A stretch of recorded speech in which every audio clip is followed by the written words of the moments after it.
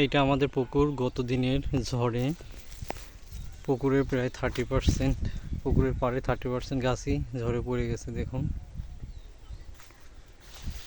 এই যে কলা সহ, কলা ছাড়া সবজি কলা, আনাজি কলা, সকল গাছগুলো পড়ে একবারে একাকার হয়ে গেছে।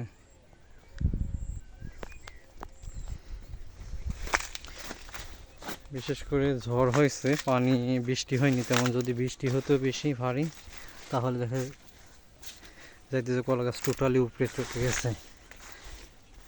প্রায় 40 থেকে 30% কলা গাছ উপরে গেছে। আর যদি এর সাথে বেশি বৃষ্টি হইতো, তাহলে দেখা যাইতো যে 70% 60% কলা গাছ একবারে শুয়ে পড়ছে ঝড়ে।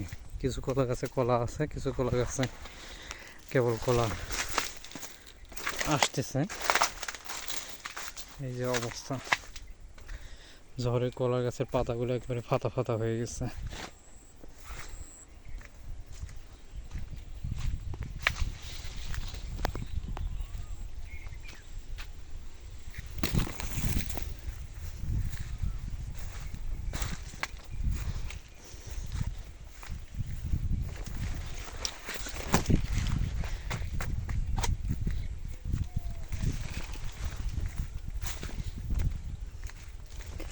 বিশেষ করে এই সাইডের চেয়ে উত্তর সাইডের গাছগুলো আরও বেশি পড়ছে, কারণ গতদিনে ঝড় হয়েছে উত্তর পূর্ব সাইড থেকে আমাদের এলাকায়।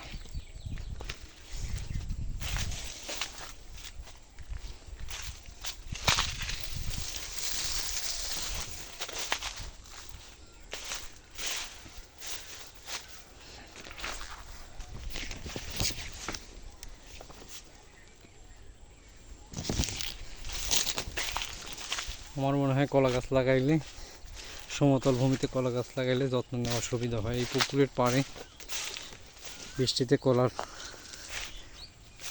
গাছের গোড় থেকে মাটি সরে যায়, কলা গাছ দুর্বল হয়ে যায়, হালকা বাতাসে বা ঝড়ে কলা গাছগুলো পড়ে যায়।